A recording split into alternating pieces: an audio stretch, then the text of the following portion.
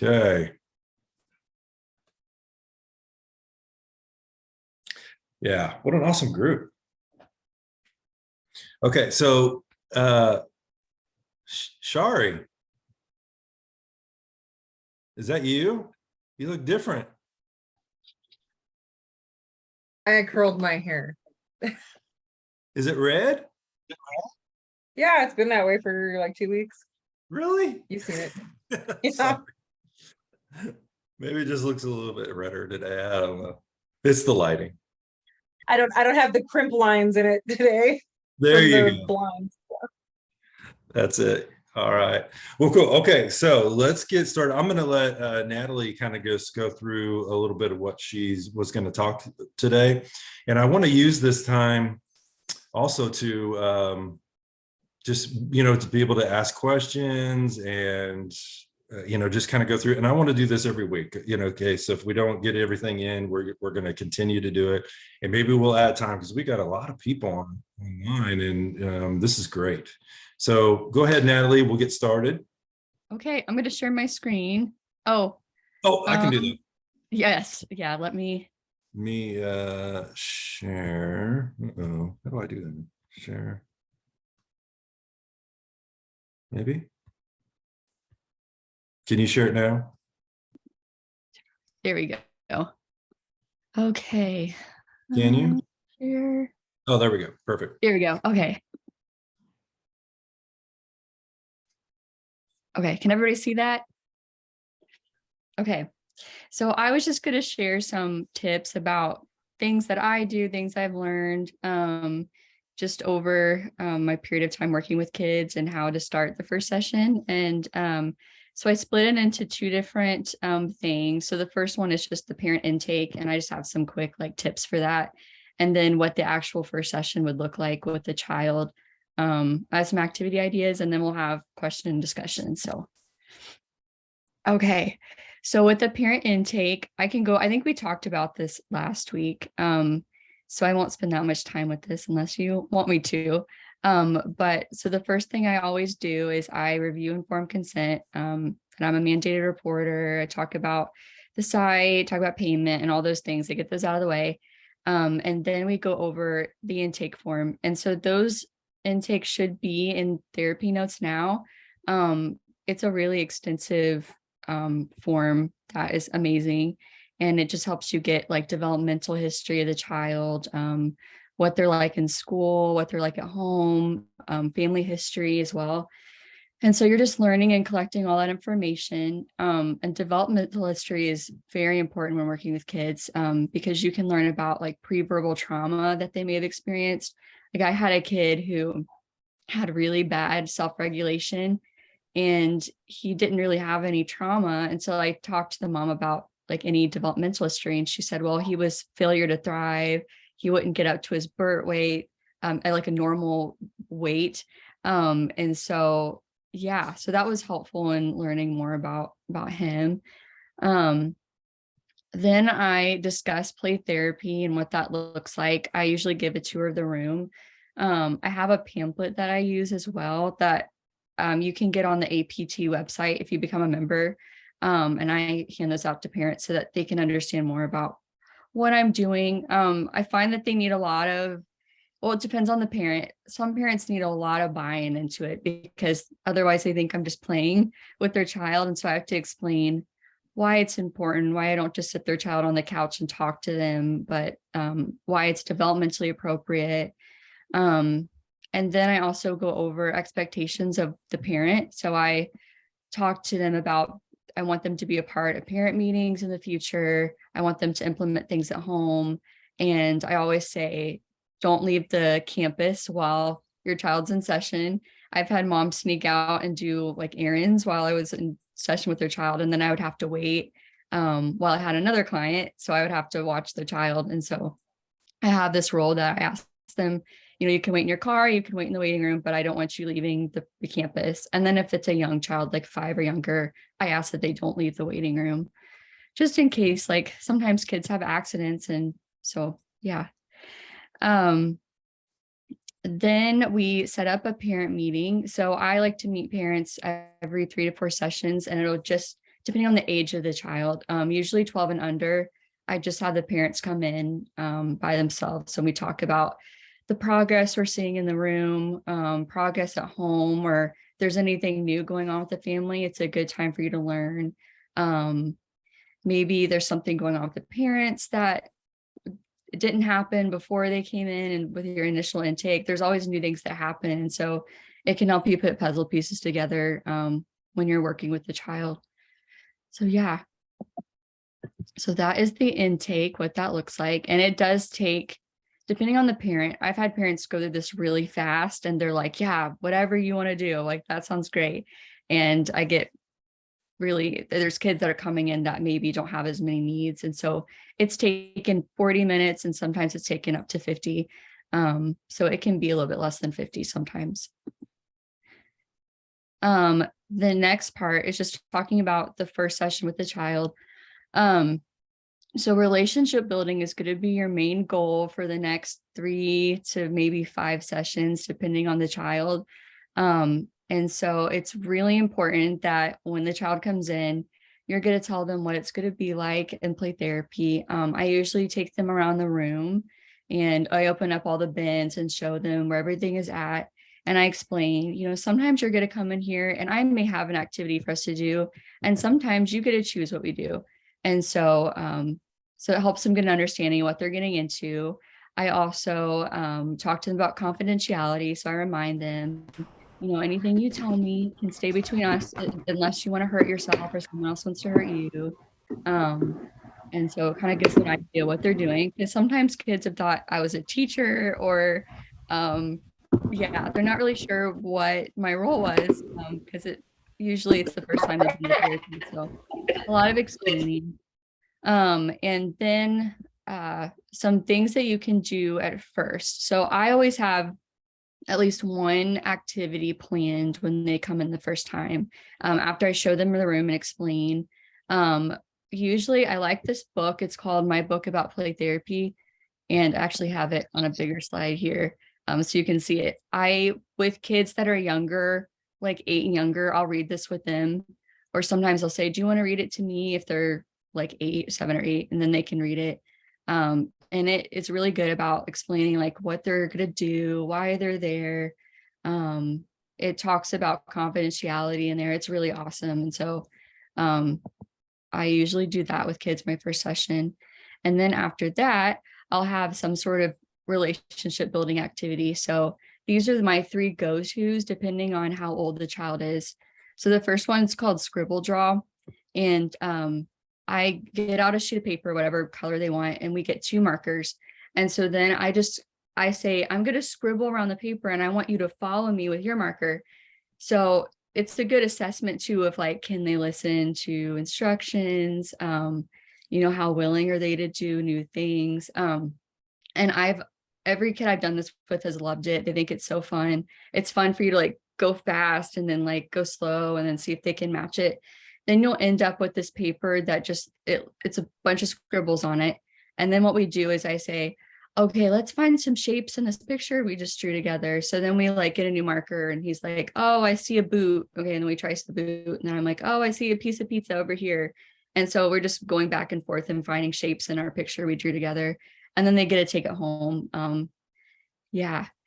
And then the next one is just, I kind of made this up one day and it went over really well. I just would write a bunch of different getting to know you questions on Post-its, like, what's your favorite color? What's your favorite food? Who's all in your family? And I would hide those around the room and I scaffold it depending on the child's age. So if they're like, I've done this with up to 13-year-olds and she loved this activity. And if they're 5, like hide it a little bit easier for them to find it, but they really like that one. I find they love question games because usually there's not somebody in their life that's just asking them all these questions and they like to talk about themselves. So it's a really good rapport building. I do Jenga with questions with usually, well, I guess it doesn't depend on the age with kids, but this is a good one to do with teens when you're building a relationship with them. You can like have a list of questions. You can cut them out whenever they pull one, they can answer a question, or there's question cards. And they really like that. There's the book again. And then a main thing I do usually after an activity, we'll have like 20 minutes left in the room and I will let them decide what they want to do. I use child-centered play therapy, which if you're interested in learning more, I love talking about it. It's one of my favorite types of play therapy to do with, especially younger kids. So I say, you can do almost anything you want in the play therapy room. And I make that disclaimer because I say almost anything you want, because if they break a limit or they try to get too rowdy or something, I'll have to remind them what my limits are. And so, yeah, I also let you it's a good assessment for you to watch the child play, what they gravitate to, what they like, how they play. Are they more aggressive? Do they clean up after themselves? You can find a lot of themes just watching in that first session and tracking what they do.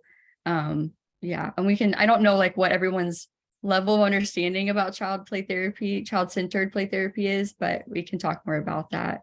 Yeah, and with teens, it looks more of like, we have like some paper, we have markers, we have board games. Would you like to do something fun the end of our session? Or sometimes I say, would you like to just talk about what you want to come in for? And so it really depends on their developmental level. If they want to play a game, maybe they feel really nervous. So it's just building rapport. And sometimes they just want to talk. So I give them the option to do that. But yeah, does anybody have any questions? I feel like that is everything I prepared to talk about. Hopefully it helps you.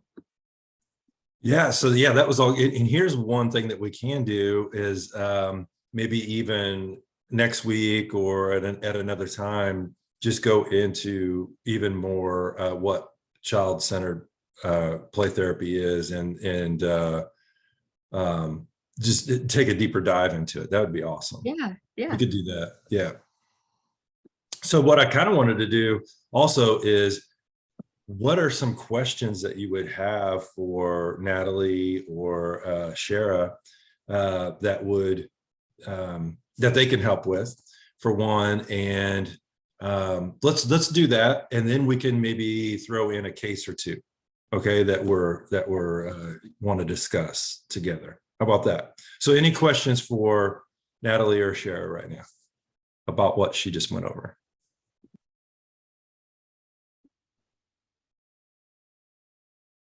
I really appreciate you doing this, Natalie. I have very little exposure or like previous understanding of play therapy, and I don't have like young clients. I have like 13, I think, is my youngest.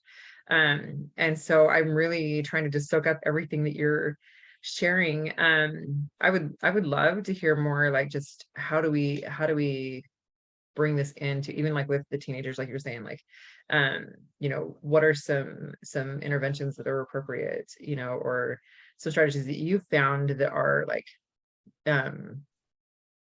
gosh, I don't know, that like kind of break up the talk therapy, right? For those, because that for me, like, because I haven't had that exposure, like it's just not on my mind as much. And so I would love to bring some of these more experiential elements into that space. Yeah, I love the questions for teens, like the first two sessions. I've done Jenga with kids like 13 through 15, and they really like it because it kind of takes the pressure off. Hey, I'm sorry, there's somebody that needs to be muted.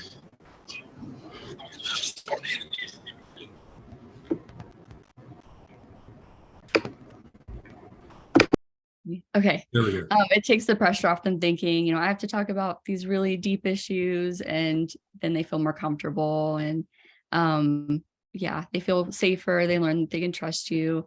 I always, talking about goals, the first two sessions, like, what are you wanting out of this? Because sometimes mom and dad is bringing them in for something. For example, I have a 16-year-old girl coming to me, and her parents, she got caught with alcohol at a party, and she told me, she said, I promise I don't have a problem. She was like, I just wanted to try it with my friends and I got caught, and now my parents, they want me to get help. And she said, I understand like all the problems with adolescent drinking. Like, I get it. I know it stunts my brain. And so I try to meet in the middle. I try to do things why the parents are bringing them there, but also I'm like, well, what do you feel like you need to work on? Because she didn't have a good relationship with mom and dad. They wouldn't, if she told them she was sad or anxious, they told her to basically suck it up, and they called her a snowflake for saying she had emotions.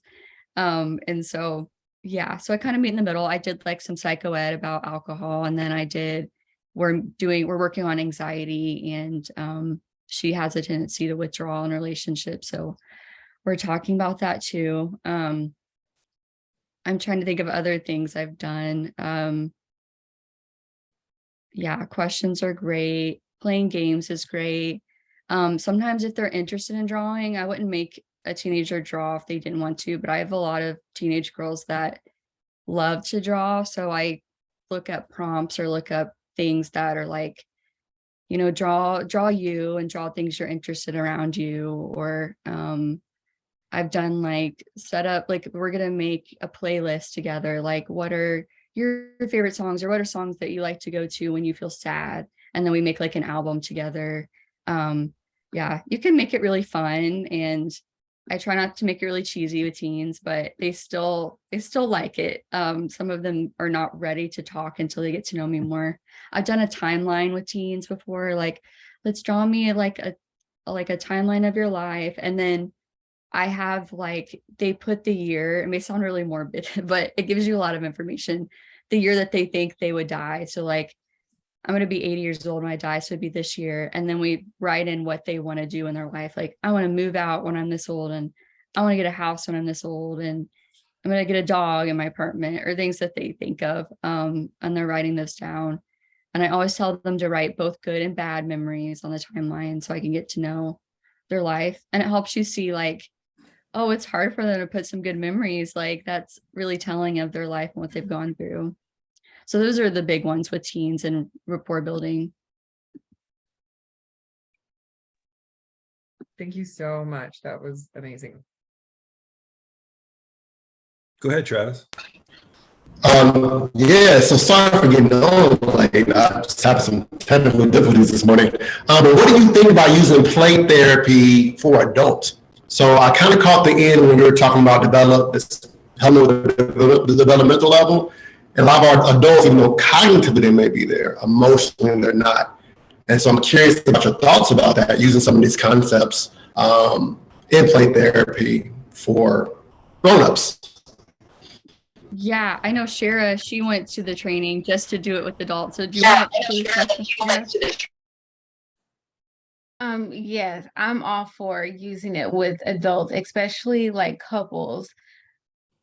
Even though they're adults, like some people can't operate out of that part of their brain, and so they don't have the language. And so that's where some of the expressive techniques come in, where yeah, you can do a drawing, you can do writing prompts and things like that that will help them kind of connect with that emotional expressive side of their brain and not be in the logic all the time. Sandtray, I love Sandtray. I think Sandtray is definitely where you move into it's more sand play when it's younger kids, but once they're able to stay with the metaphor, then it kind of comes into like Sandtray. And so that works with some of the older kids, the teens, couples, adults, where even though it's technically still play, it's very much appropriate to kind of get them into a metaphor and help them kind of process things that will help them then have language for some of the experiences they're having. So I say yes, like that is why I got into this. I don't think every adult can verbally express themselves just because they're of a certain age.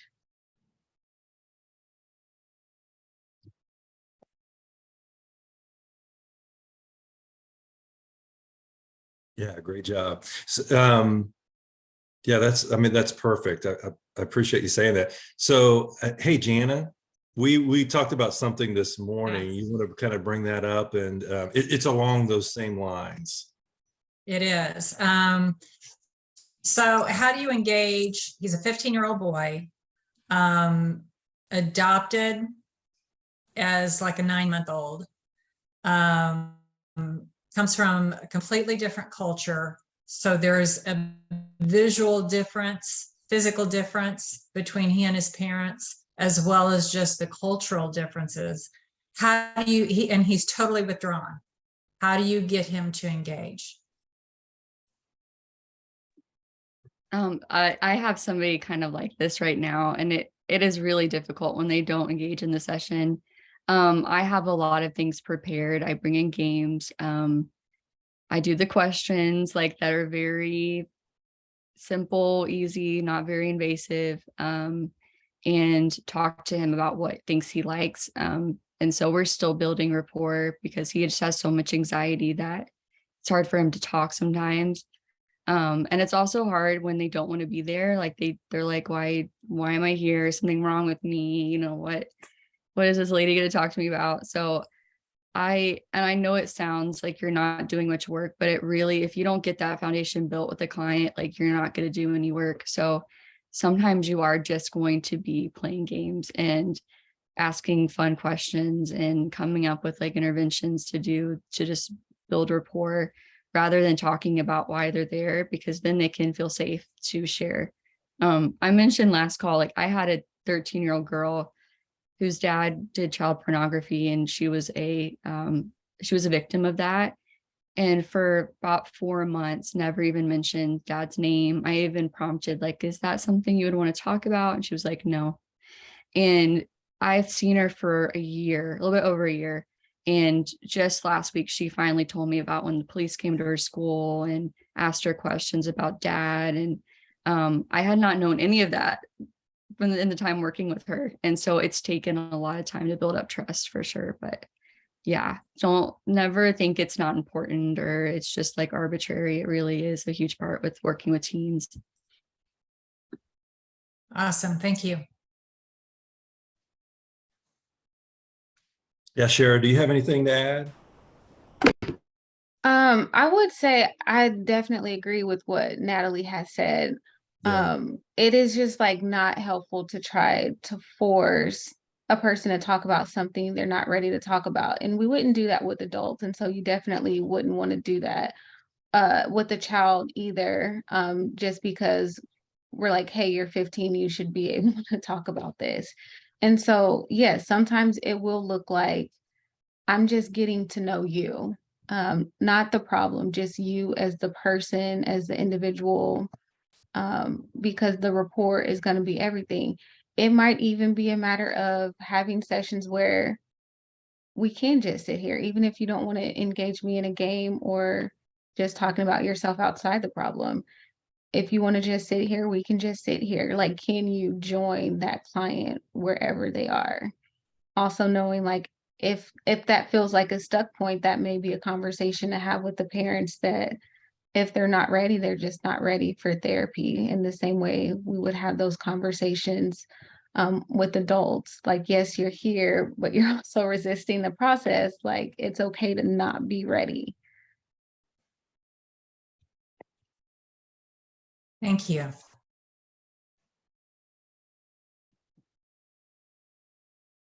Yeah, that's so good. So Natalie, how do you what are some other things you do? I know you went through the book, you know, the play therapy book and all that stuff. What are some other little things that you do, right, you know, when a child comes in? So that's one. But the other thing is I want to kind of concentrate here in the future on adoption and fostering.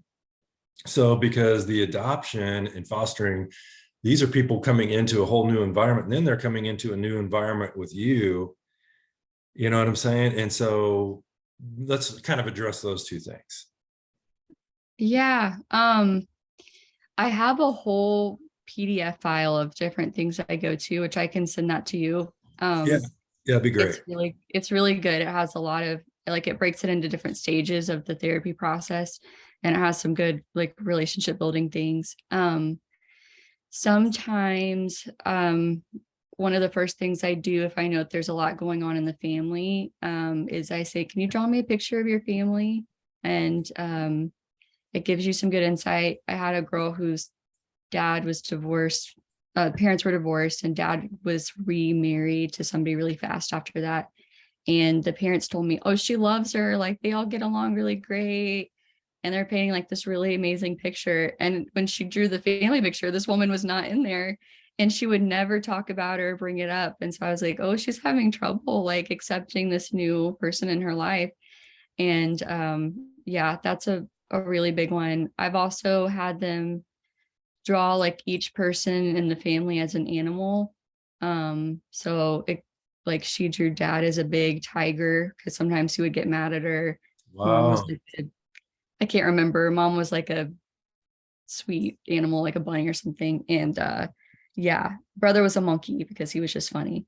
And it gives you information of like what they draw for themselves, what do they think about themselves, like where are they drawing each person. Like sometimes you'll see like two family members holding hands and then two not. And it's just really, you get a lot of information just from a drawing for sure. I've also done maybe like in the third session, it's called a person in a picture with an apple tree. And all I tell them to do is draw a person in an apple tree.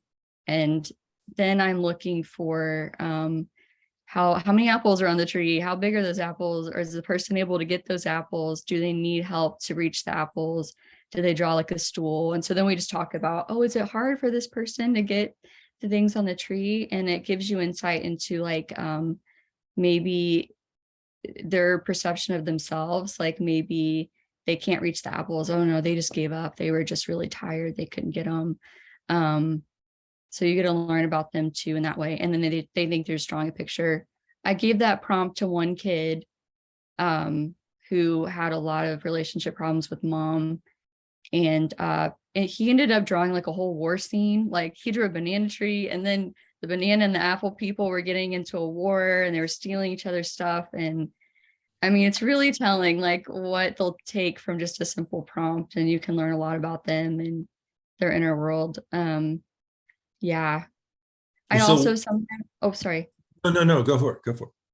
I've had a child that did not want the mom to leave the room. And so I work on like, there's something called TheraPlay, which is really good for building attachment with kids and parents. And it's really good for like foster kids or adopted kids. And there's a book on it. I'll have to send you that. There's also trainings. I'm not trained in it. But I want to be one day. So it's really cool. It's really good for that. So let's actually, so there's a couple things as we go along. So let's kind of make a list of these things that we want to go through. And that should be one.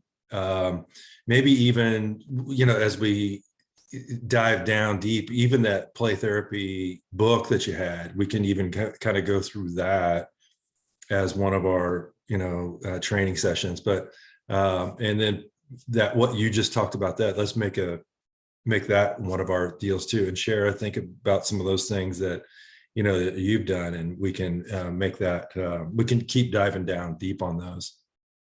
So the one question I had so when you do uncover some information, what do you do with that information?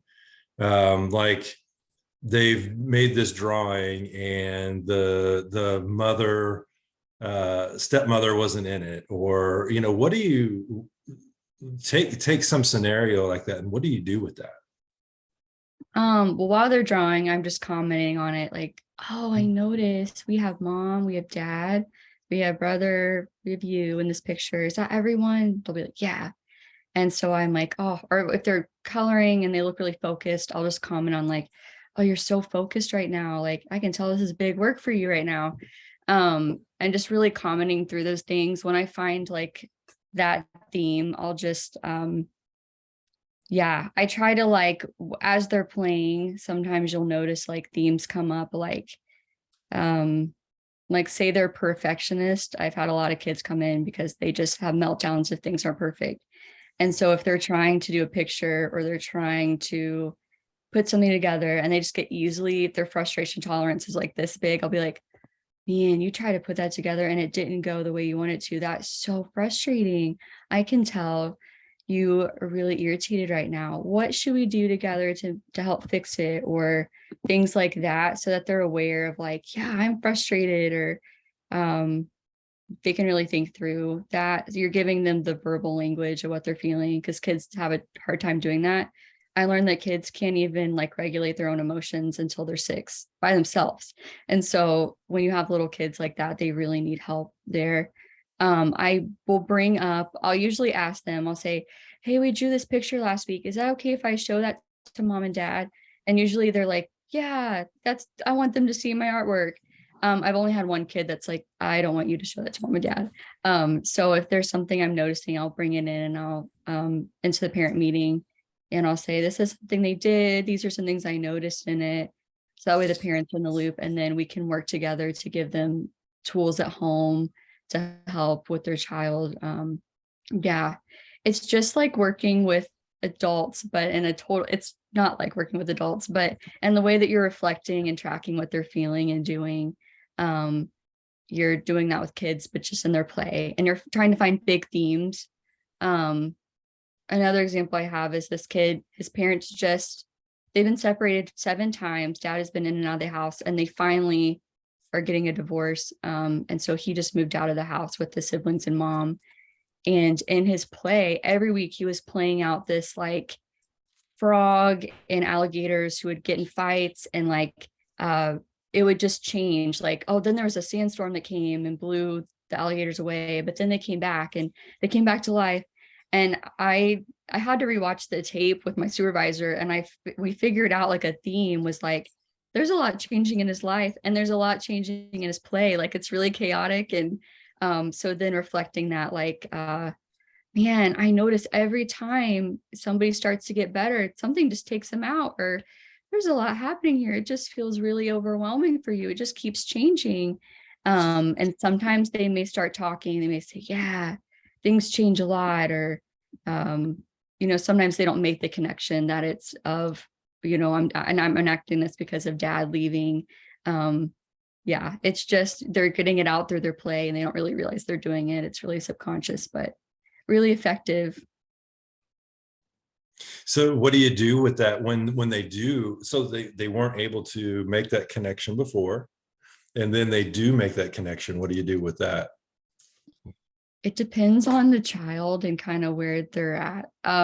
Sometimes you're able to draw it out more and get more of what they're feeling about it. And sometimes they may not really respond to it. So I just let them keep playing, and I just keep tracking what's going on. Sometimes when they hit like a certain point with their play, like it got really intense, and they'll be like, okay, I'm done with that. And we call those commercial breaks with kids. It's really normal. Like something just happened really big in their play, and they're like, okay, I need to go take it. It was too big for me. I'm going to go and play with the blocks now and kind of calm down. So you're just kind of following them where they're at, because their brains are doing a lot of work in the play. That's how they communicate. It's like, we say it's like the words that they're choosing to say is in the play. So if they're getting a sword and the gun out every time, they're communicating to you that some big stuff's happening, and they want to feel powerful. They want to feel aggressive. Maybe if they get the baby doll out and they're holding it, like you can see, maybe they want to feel nurtured, or maybe that's something that's being reflected in the home. Like, oh, I feel like I'm really taken care of. So yeah, what they choose in the playroom is their way of expressing themselves, their lives, and their feelings to you. And so sometimes I don't really, if they're older, I'll reflect back. And usually they're not really playing with toys if they're older, but with young kids like that, I'm just kind of tracking what they're feeling and moving around with them in the room, and commenting on what's changing. Oh yeah, now it calmed down, or yeah, you noticed a big change there. And if it gets too intense, if their play is like dysregulating them, then you can offer like some suggestions, like, man, this person, he just keeps getting beat down and pushed down. He feels so scared. what's something that can make him feel safe? Like, let's play it out to where he feels like he's protected or safe. And so then we'll play it out that way. And that's teaching them like how to be safe, what it feels like to be safe. And yeah, sometimes if they don't know how to do that, that gives you a lot of information. Like they may not even know what that means. So then I can like take them and be like, oh, this is what happens. Like they go and they go hide in this place, or maybe somebody comes and helps them. So they need a lot of like you showing them like the outcome, what it could look like.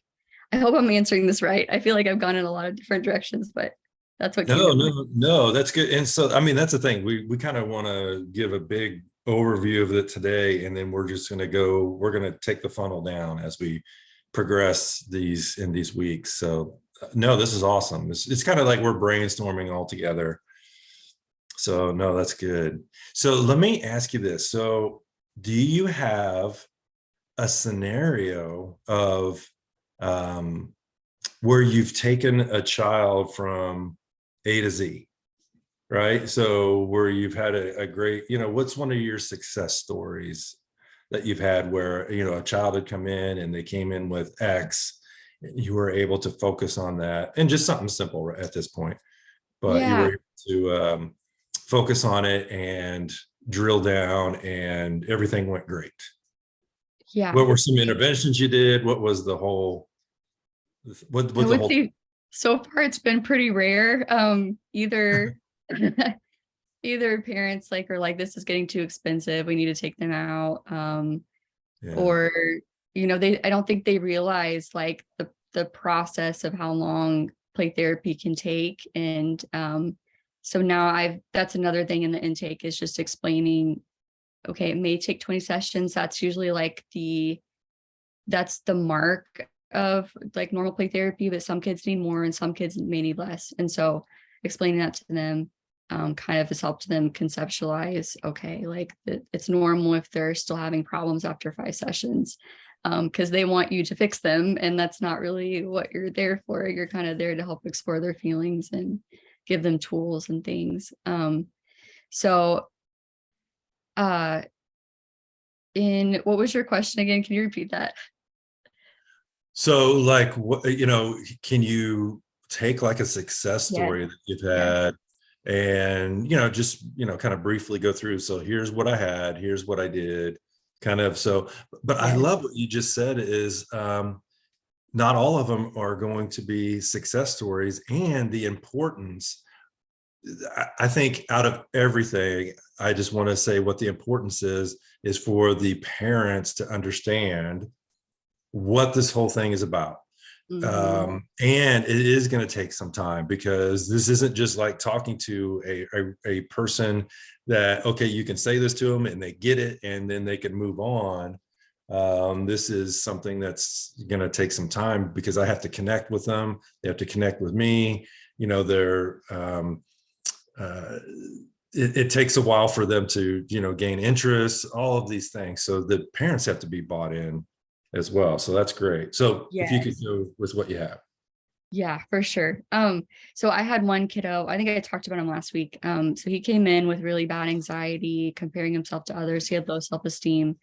And I remember the first session he came in, he did not want to be there. Mom told me, she goes, I hope he likes it, because he just had a meltdown in the car. And he came in, he didn't even like say anything to me. Like he wouldn't look at me. And so he went and sat on the couch and like, and just was staring at the wall. And he was about 9 or 10. And I was like, oh, I can tell this is really hard for you to be here right now. I was like, right now you can choose anything you would like to do. Cause I was like, he's not going to buy into something I have planned or looking at a book. Like he just was not there. So I was like, okay, I need to meet him where he's at. So eventually it was like silent for 5 minutes. And eventually he got up and got the Uno cards off the shelf. And he was like, I want to play this. And so we played Uno the whole time. And I found him, he was like laughing at things I would do or say. And then he left and he was great. And so he came back the next week, wanted to play Uno. And so we did that for probably 3 sessions. And then he started to go to other things in the room, which we look at that as progress. Like are they able to go explore the room, or do they feel like they just want to sit in one place? And it also shows anxiety with the child. Like if they're just wanting to sit in one place, they don't want to explore. It's a big anxiety. So the fact he was then able to go explore the room and look around for something new to do was really telling that, okay, he's starting to feel safe with me. And so then that's where we did like the Candyland game with, if you land on a certain color, what emotion is that? Like, oh, I land on blue, I'm sad. When's the time you felt sad? And so we would talk about that. We did Don't Break the Ice. And that game used to have questions in it. I don't know what happened to the question sheet, so we need to replace that. But it used to have questions like, because there's colors on the bottom of those blocks, and it would say like, when's the time you felt anxious, or what do you do when you feel anxious? And so we would do that. I found he played a lot of games. I would usually have something at the beginning to do. Like I had like an anger, like SUD scale, but I have them all written out on like different pieces of paper, and they're like orange. They go from like orange to red, and so, or yellow to red, so that they can see. So I have like 1 to 10. And I'm like, okay, throw your beanbag on like, if this happens, like, oh, mom gets on to you for something, and then they'll be like, oh, that's an 8. I'm so angry. Or I can scale it for anxiety, like, oh my goodness, you have a test on a day and you forgot to study. Oh my goodness, that's a 10. And so that helps me learn about things that they're scared about, or it makes them angry depending on what they're coming in for. And yeah, a lot of times this child, the rest of the time after our interventions, he would go and play board games. And I saw themes of anxiety in those. I saw themes of feeling like he needed to control the scenario to where he would win. And I would reflect that, and eventually that went away. And he was great. Like parents were like, yeah, we've seen a big change in him. He's not talking about like other kids as much and comparing himself. He is not as nervous. I also give them like some coping tools like deep breathing, or things that they can do when they feel nervous. Like there's a lot of those, like tracing a triangle on your paper, or tracing a square, or finding a color in the room. Like I'm going to find all the blue things in the room. We did a lot of those things so that he could help calm himself down. And then sometimes I've given kids, like we create a calm box together. So like a shoe box or something, and we put things in there that can help them feel calm in the moment. Yeah, there's really a lot. No, that's great. You know what? And I'm kind of realizing these are some things that you can do with adults too, just like what Shara was talking about. Because yeah, we have this kind of inner child that we have to work with the anxiety within us, right? So that's all good. Yeah, thank you for that. So we have a member from our studio audience that has a question. And that question is, how do you bring parents in and work with them when they need to show empathy for the child? So how do you educate the parents? How do you bring them into the room to, have some education of, empathy, listening skills, and so on? Yeah, working with parents can be one of the hardest things when it comes to working with kids and teens, for sure. So I relate to the feeling of feeling frustrated there. What I do is, so depending on the age, so if they're like 12 and under, we're going to have a session every 3 weeks, maybe sometimes 2. And I bring parents, it's just will be the parents coming into the room. So it gives me an opportunity to talk to them. Teens, it looks a little bit different. Sometimes the teens in the room, and then they get a chance to go and have a break. So what I do is I first of all normalize, because you want the parents to have buy-in and you want them to trust you too. So if they're saying, I get just like screams all the time, I don't know why they're angry, they don't do anything. And I'm like, oh, that must be so frustrating for you. Like, yeah, if someone was screaming all the time, I would feel really irritated too. That's really hard. And so they're feeling heard. But then you're also advocating for the child. So you're like, you can say, yeah, you see that they are really angry. This is what I'm seeing in my room. Like I noticed they get frustrated if something isn't put back the same way. So you're building rapport by sharing themes you're noticing that are similar to their complaints. Like, yeah, and that's really probably frustrating for you to have to deal with. And so then once you're kind of sharing that, you can pick like a parent skill to work on them with. So like one really good go-to that I do like one of the first times I meet with the parents is reflective listening. So I'm teaching them instead of just like yelling at your child, or instead of trying to give them a big lesson when they're having a meltdown, I explain the brain to them. Like they flip their lid and they cannot think from that prefrontal cortex. This is not a good time to just give them a lesson right now. So instead, this is what you can do until they get to that place where they're regulated. And so I talk to them about just reflecting the emotion, like, man, you didn't get to watch the show you wanted and you feel really angry. I bet that's really frustrating for you. I mean, they don't have to change what they do. They're not just going to change their life to make the child never angry, but just teaching them how to like empathize with the child's emotions. That, yeah, it's really frustrating. You really wanted to watch the show and you couldn't. That's really hard. And then giving them like what other suggestions. You know what? Instead of doing this right now, why don't you go play with Legos, or I don't know, give them like other options. So I've taught parents that skill. Yeah, there's a lot of parenting skills, but a big one is just reflective listening and trying to get them to understand the child. I've also, when the child's younger, I brought in the parents to like play with them in the room so I can track and see like how everyone interacts and what's going on. I've had siblings come in too. It's like, is one sibling getting more attention? Are they getting away with more things than the other child is? And then I just reflect that to the parents. These are things I've noticed. Like, I always say, I'm not judging you. Like, I'm just here to help. So yeah. And usually they're fine with that. Yeah, those are my ones I go to. It sounds like a lot of family systems things. Yes. Shara, do you have anything to add to that? Since, I mean, your school really Yeah. emphasized family systems. Well, I think for me, I think that's where I get like more comfortable, like, let's just bring everyone in who can come.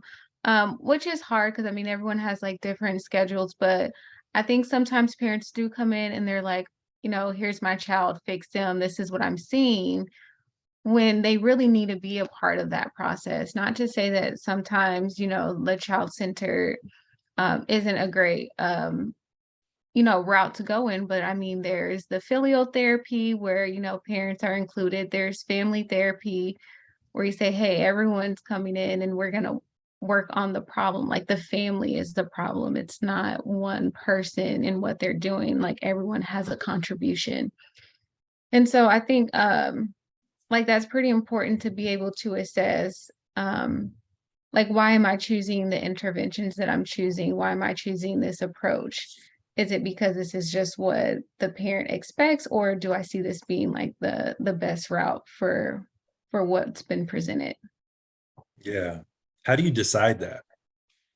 I don't know. I'm too new at this. Okay. I think it's a matter of like really trying to do like a thorough assessment, which can sometimes be hard, specifically the way things are set up at Abundant Life.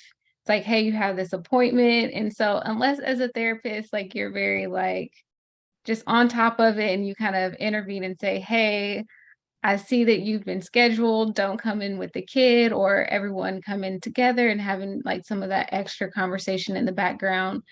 But it's really going to be like the assessment that you do and what information you're able to pull out of that.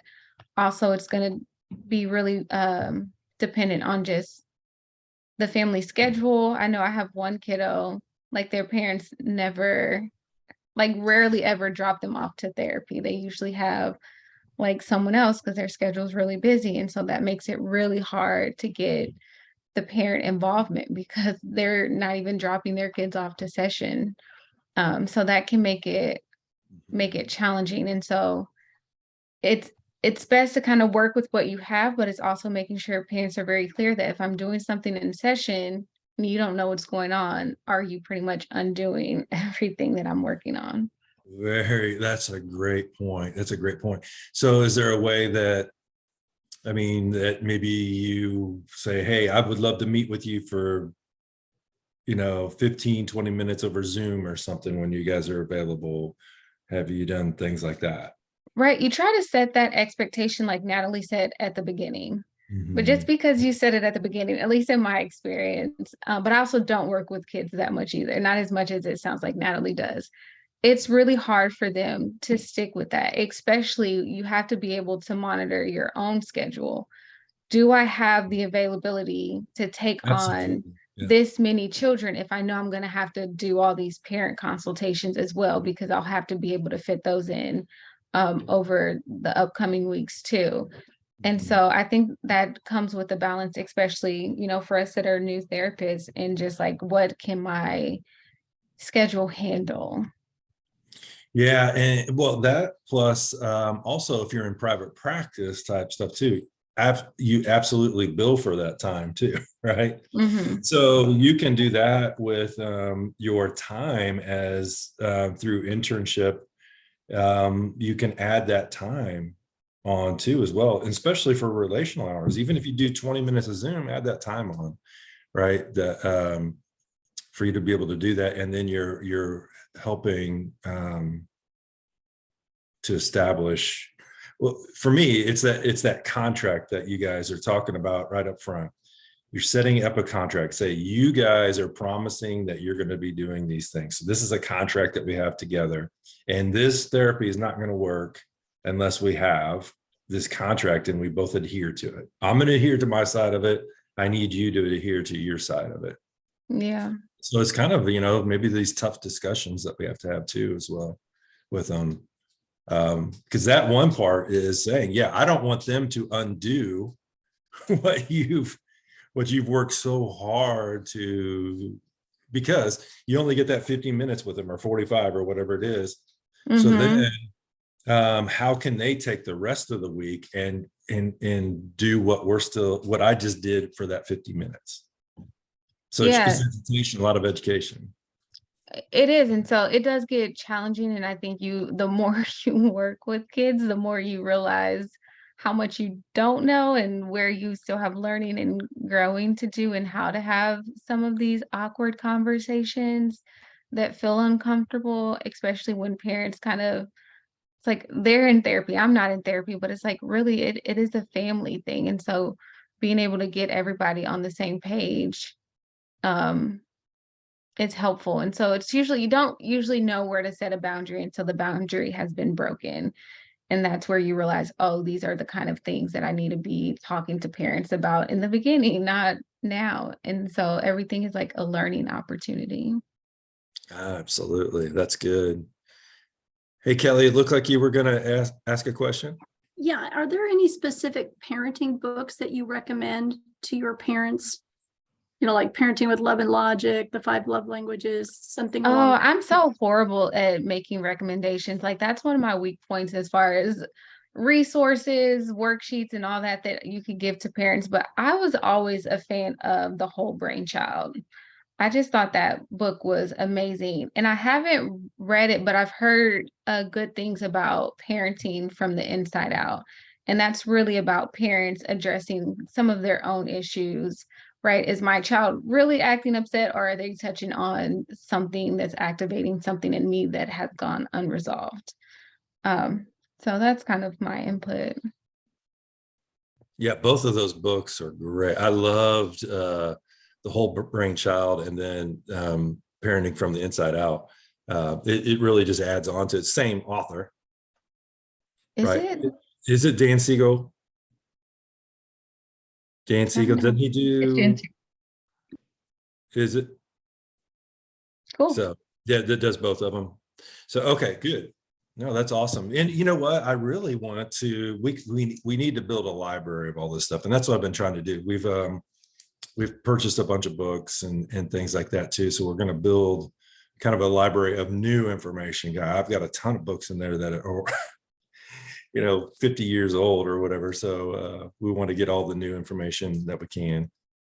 So we're doing that. So I would love to, if people share those things with me too. So, and another, that's another session that we can have of training is, here are some things that we've got, maybe we even go over what the interventions are through the Whole Brain Child or something, and we dive deep into those. We could do that as well. Awesome. Very good. Well, we've got a few minutes. If you guys can hang on, if there's more questions, we can do that. We've got a couple minutes left, but if you guys have any more questions, I mean, I think this is a great time while we've got so many people on to learn from each other. Any other questions? I've got one. Okay. I've got a child's group. It's for divorce care, kids for divorce care. And there's an 11-year-old girl, and she shared with us that she's been adopted 5 times.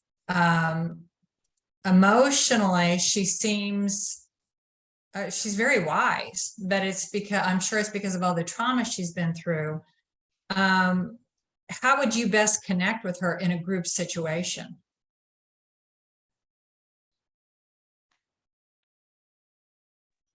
I'm That- trying to, oh, No, go sorry, ahead, sorry, go Natalie. you.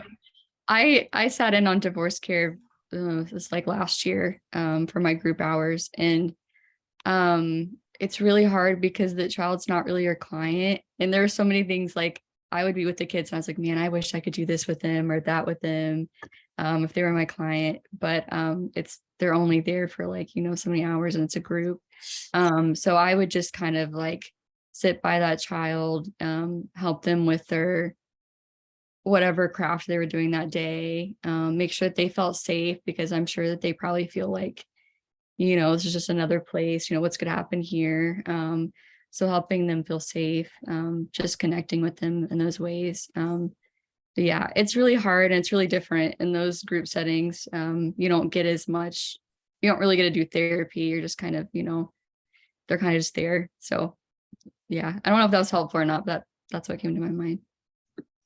Yeah, and so I think what we kind of talked about earlier this morning with Jana is like being able to pull the parents aside or everything. In her specific thing, the person's at a shelter and there was physical abuse for the wife and all that stuff too. But the courts have allowed the husband to see the kids, right? So you can't mess with the courts or anything, but we can advocate for the mother to be able to come in for counseling. Hopefully she's getting counseling where she's at. Probably is, I would assume. But it's also to be able to assure her that we can, you know, have the kids come in if we have the knowledge to be able to do that. Maybe the interventions are something that it's needed, maybe above what we do. So it's the knowledge of having that we can know of partners that we can send them to or whatever. But yeah, I think we can assess while we're sitting there with them in that room and kind of pull them aside and say, hey, you know, we've had stuff like this before. Here's what we've done, and we can help you in some way, or partner with somebody that can help too. Give them options. That's what I'm trying to say. Shara, were you going to say something? No, I just think that was good. I think of groups like groups are support. And so it's usually not like the core treatment that's needed for someone. It's just kind of that added resource. And so I've said through divorce care for kids, that is a pretty tough setting. 2 hours for one is a really long time for kids to sit in that setting, talking about emotions and things that are really, really hard. And so being able to allow breaks. I know sometimes like they're on their schedule, but usually they have like that safe seat that they can go and kind of say, I don't actually want to engage in this right now, and kind of normalizing that it's not like you're in trouble, but it's just saying, hey, I've hit my cap and I don't want to participate with this anymore, but I'm also not going to interrupt other people who do want to participate. And the tracking, right? Just always tracking, and how Natalie said earlier, those reflections of, right, I see you're having a hard time sitting still, or I can see maybe you're getting sad, like reflecting those emotions as they're sitting and engaging in some of the activities. Even if they don't respond, like they just know that someone's with them and there and noticing them. That's very good. Because Thank you, ladies. yeah, and I think it is going to be hard within a group setting. I mean, you guys know of groups that you've been in. There's a certain size you know? So, and I've taught group class where it's like saying, hey, 4 to 8 people should be the max within a group, because you get too many more than that, nobody's going to talk, or you're going to get one person that talks through the whole thing, right? Or, you know, so so understanding that, so maybe the child does need individual care, so just knowing to assess that. Very good, I appreciate that. Who else has a question? Very good, Jana, thank you for that. And I mean, the other part about it, that was, this kid's adopted 5 times. I'd want to know a little bit more about that.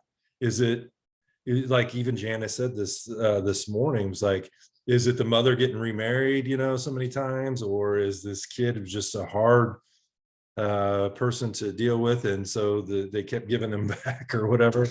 So yeah, I would want to kind of go through that as well. Who else has a question?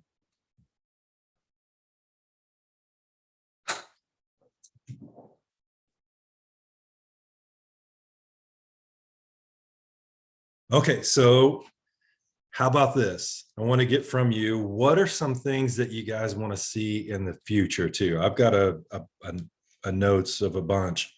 What kind of things do you guys want to see in the future that comes to mind when you hear of what we talked about today, that we can dive deep on?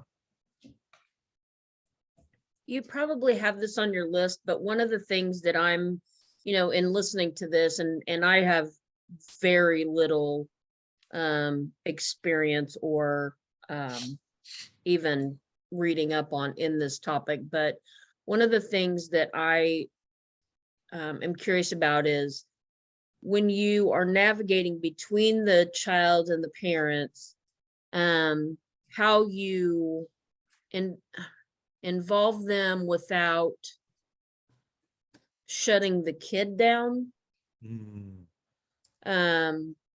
How you keep from making the kid self-conscious about what they're saying. And the other thing is biological parents versus adoptive or foster parents, how you engage the foster parents or adoptive parents in their role. Because, and let me just say it this way, I can see that a foster or adoptive parent may feel very educated in what needs to happen and what they need to do. And so how do you involve someone that thinks they already know those answers in the process of combining or connecting with the kids? Or it's just some future things I'd like to know more about. That is perfect. I love those things. So we will be getting to that, because the ministry that we have in front of us, and the opportunity that we have in front of us at Abundant Life is, we're going to dive deep into that too. So we will all need to understand that better, right? So good. No, we definitely want to get into that. And I've even been looking into some training that has, training for foster and adoptive. Plus, I want to bring in some parents that have gone through that, and even we have some, amongst us, that we can do that. But I want to bring in some parents that have been through that, and kind of them tell their story, and then people being able to ask them too. It's good. Who else has something?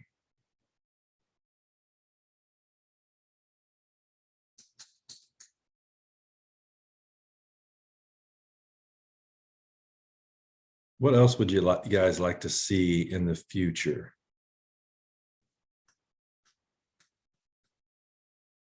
And if you don't have anything now, send me an email saying, hey, I came across this. I would love to learn more about this. Because if you have it, everybody's going to have it pretty much. Scenario. What about setting boundaries with kids who are very disrespectful? and being able to do it in a gracious way. You know, you don't want to crush them, but they also need to learn respect.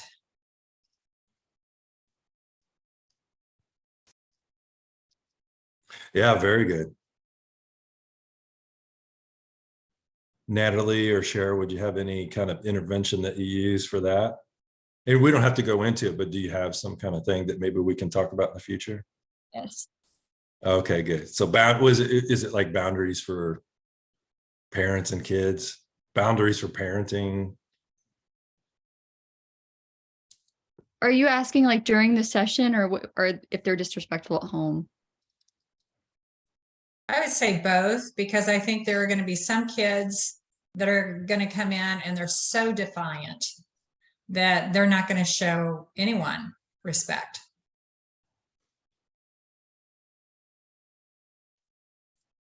Yeah, very good. What else? I'm keeping notes on this. What else do we have? I think I'm interested in like specific play therapy themes that I should be looking for. And then specifically the theme of control, like the best way to kind of navigate that one and move forward when we've kind of identified. That's kind of the theme we're working with. Okay, so tell me a little bit more about the control that you're talking about. Oh, just in one of my clients, that's just what I see a lot of when I give her any kind of free play. She's directing me what to do. And then a lot of kind of like almost like cheating in games to like get that control and win. And so I know there's a control theme, but now what do I do with that moving forward? And is it, yeah, because are they controlling because they have anxiety of some sort or whatever? Mhm. Yeah. Bye, Jana. Awesome. Yes, so these are all good. Any other ones that I can write down? Themes.